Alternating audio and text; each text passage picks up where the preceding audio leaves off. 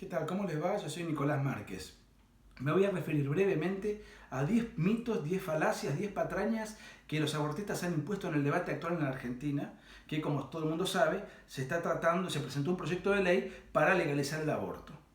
La primera reflexión es de índole jurídica, de derecho positivo. No puede una ley ordinaria legalizar el aborto o despenalizar el aborto. No lo puede hacer una ley ordinaria porque la vida humana comienza desde la concepción en la legislación argentina con rango constitucional. El artículo 75, inciso 22, incorporó en el año 94 una serie de tratados internacionales de derechos humanos que contemplan la vida humana desde la concepción. Verbi Gracia, la Convención de los Derechos del Niño. Por consiguiente, una ley ordinaria no puede modificar la Constitución porque es una ley inferior, ni tampoco puede modificar un tratado de derecho internacional con rango constitucional, porque son leyes superiores. Por consiguiente, si un abortista quiere despenalizar o quiere legalizar el aborto, lo que tiene que hacer no es presentar una ley en el Congreso, sino llamar a Asamblea Constituyente. Y para eso se necesitan mayorías muy elevadas, muy específicas, porque habría que reformar la Constitución. O sea que el primer punto se está tratando de violentar el Estado de Derecho y violentar la Constitución. Segundo punto, ninguno de los partidos políticos que se presentaron en el año 2015 en las elecciones presidenciales o en las elecciones de medio término en el 2017, ninguno de los partidos políticos propuso en su plataforma o en sus propuestas o promesas de campaña la legalización del aborto, ninguno. Es más, los más importantes candidatos, desde Mauricio Macri hasta Cristina Kirchner, que están en las antípodas, ambos se manifestaron en favor de la vida. Nunca estuvo en la plataforma de ningún partido político. Es cierto, el único partido político o el único sector ideológico que explícitamente se manifestó en favor del aborto son las sectas inmundas del trotskismo, que no las vota ni el fiscal de mesa. Ellos sí llevaron como principal proyecto de campaña, como estandarte, la legalización del aborto. La gente lo sancionó, no los votó nadie, 2% de los votos sacaron. Sin embargo, los que ocultaron o los que nunca manifestaron la pretensión de legalizar el aborto en la campaña, ahora, estafando al pueblo, imponen por la ventana un proyecto de ley que nunca prometieron en campaña. Y es una materia muy delicada, no se trata de una reforma impositiva, de algún asunto menor, se trata de una materia muy delicada. Es un problema de salud pública, dicen los abortistas, el aborto. No, el aborto no es un problema de salud pública. Por dos razones. El primer punto es que el embarazo no es una enfermedad.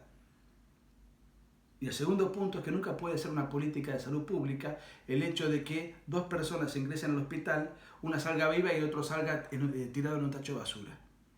Nunca puede ser un problema de salud pública que en el caso de dos pacientes, una mujer y el bebé en gestación, a uno se lo mata y el otro sale vivo. Eso no es un problema de salud pública, eso no es una política de salud pública. Se hace igual el aborto. Aunque esté prohibido, se hace igual.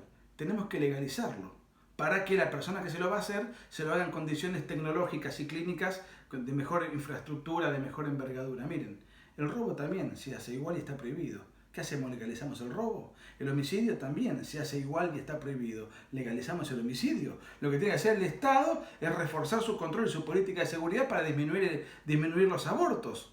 No legitimar el crimen del aborto. ¿Por qué no legitimamos el robo, el hurto, la violación? Está prohibida y se hace igual. Mueren mujeres pobres. Las ricas no, porque se hacen abortos en clínicas clandestinas pero sofisticadas y más caras. Esto es claramente un discurso marxistoide. Miren, no importa si los niños que mueren son de abortos producidos por mujeres pobres o los niños que mueren son de abortos producidos por mujeres ricas. Lo importante es que no mueran más niños. No es un problema de clase social. No es un problema de clase social, porque entonces las mujeres pobres que consumen paco se hacen mucho daño y las mujeres ricas que consumen cocaína de la buena probablemente tengan un daño físico muy inferior porque consumen droga de mejor calidad. El Estado lo que tiene que hacer en ese caso es emplear políticas públicas para que menos mujeres pobres consuman paco y para que menos mujeres ricas consuman cocaína. No emplear políticas públicas para darle cocaína de buena calidad a las mujeres pobres y así equiparamos. Por favor, ese argumento de tipo clasista y marxistoide hay que tener en cuenta porque es una falacia. Es una falacia y es una trampa. Miren, dicen que además la legalización del aborto tendría la pretensión de que no mueran más mujeres en clínicas clandestinas. Miren, la realidad es que las mujeres que mueren en clínicas clandestinas por hacerse aborto son muy pocas, menos de 43. menos de 43, y supuestamente se hacen 500.000 abortos al año, dicen las fuentes de los grupos abortistas. O sea que fíjense el porcentaje. Ahora bien, la reflexión mía es la siguiente. Si un delincuente va a robar, y a lo mejor ese delincuente tiene una gresca con la policía, tiene que tirar tiros con el vecino de la casa a donde entró a robar, o puede padecer una violencia de la víctima del robo que se resiste y se pelea con el asaltante. ¿Qué tenemos que hacer entonces? Porque fíjense lo siguiente, cuando una persona va a delinquir corre un riesgo, sobre todo el pobre que delinque en la calle. El ladrón de cuello blanco que hace una estafa detrás de una computadora no padece ese tipo de tensión, pero el punga callejero, el ladrón que está en las esquinas al acecho, ese en cualquier momento pierde la vida porque lo mató un policía, porque se resistió un vecino y le pegó un balazo, un palazo, lo que fuere. ¿Qué hacemos entonces? ¿Legalizamos el robo e instituimos formas para que el robo en el delincuente tenga secuelas físicas menos gravosas? Porque muchos delincuentes roban y mueren en el intento del robo. Claro, la mujer es perseguida por la justicia por disponer de su cuerpo. Otro argumento. No es su cuerpo. Es el cuerpo de un tercero, primera mentira. Y la segunda mentira es que si es cierto que hay 500.000 abortos por año, entonces yo quiero que me den el número de las mujeres que están presas por haber abortado. ¿Saben cuántas mujeres hay presas por haber abortado en Argentina? Ninguna. Hay una sola mujer presa, pero porque mató al niño inmediatamente después del nacimiento. Lo tiró en un tacho de basura. Pero no por aborto. Y si es cierto que se hacen 500.000 abortos por año y ninguna mujer está presa, quiere decir que la criminalización del aborto es nula. Lamentablemente, la justicia está funcionando muy mal. Si hay 500.000 abortos por año, si hay 500.000 delitos de estas características por año y ninguno de los delincuentes o de las delincuentes está presa, quiere decir que entonces no hay ni criminalización ni persecución a la mujer que hace un aborto, desafortunadamente. Por eso vamos cada uno de estos aforismos y de estos pseudoargumentos tratando de dejarlos a un lado cada vez que tengamos que debatir este tema. Dicen, bueno, se hace en el primer mundo. Por consiguiente, si se hace en el primer mundo, ¿por qué no lo vamos a hacer nosotros? Que nosotros no legalicemos el aborto, que sí está legalizado en muchos países del primer mundo, pone de manifiesto que seguimos en el atraso. Miren, dos reflexiones muy rápidas. Primero, el hecho de que algo se haga en el primer mundo no quiere decir que ese algo sea bueno. Segundo punto, ahora la izquierda argumenta en función de los países del occidente capitalista. Qué raro, siempre odiaron al primer mundo, detestaron al primer mundo. No quieren que nosotros tengamos los sistemas económicos propios del primer mundo, de libre empresa, de propiedad privada, de libre intercambio, una sociedad contractual con un Estado que se abstenga de la economía. Entonces, ¿por qué si les gusta tanto el primer mundo, ¿por qué no están a favor de la economía de mercado entonces? Eso de que lo aplica el primer mundo y luego es bueno, es selectivo, porque ellos están en contra de los modelos económicos que suelen aplicarse en el primer mundo, que son economías abiertas. Pero además, en el primer mundo es cierto, esto se viene aplicando desde hace años y ya el primer mundo está pagando las consecuencias de ello y está dando marcha atrás. El aborto, por ejemplo, ya está dando marcha atrás en Estados Unidos.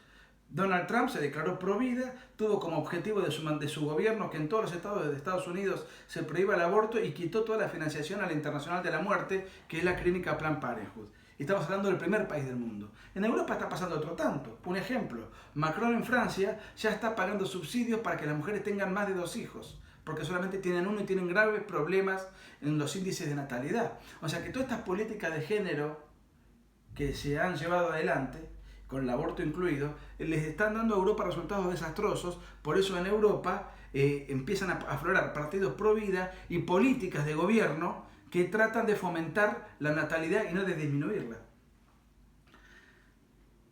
Y el segundo, el punto 9 de estos 10 ítems que quiero repasarles, es que este es un problema religioso. Entonces, si vos sos católico, o cristiano, o creyente, no hagas el aborto, pero no le impidas a que los otros sí lo hagan. No es ese el planteo. A ver, el católico va a misa, y el no católico no irá a misa. Y está bien que así sea, que haya libertad, pero eso es un acto individual. La religión, entendida desde una concepción individual. La fe es un asunto espiritual que rige el fuero íntimo de cada uno.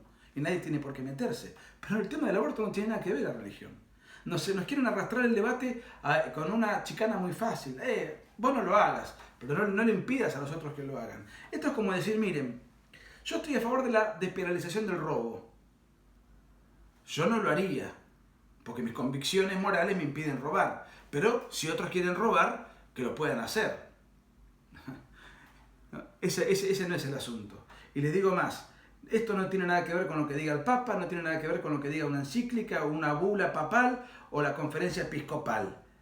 El aborto es un crimen no porque lo diga un pasaje bíblico, sino porque lo dice la ciencia. La discusión sobre el aborto no es una discusión religiosa, es una discusión científica. Y la ciencia ha dicho en reiteradas ocasiones que la vida humana comienza desde la concepción.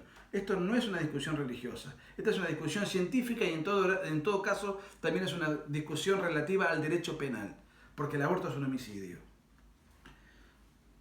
Bueno, hay disparidad de criterios, no todo el mundo piensa así, algunos organismos científicos dicen que la vida empieza desde la concepción, pero otros no. Está repartida la biblioteca, no hay que ser dogmático. Miren, no está repartida la biblioteca. La ciencia ha dicho que la vida humana comienza desde la concepción.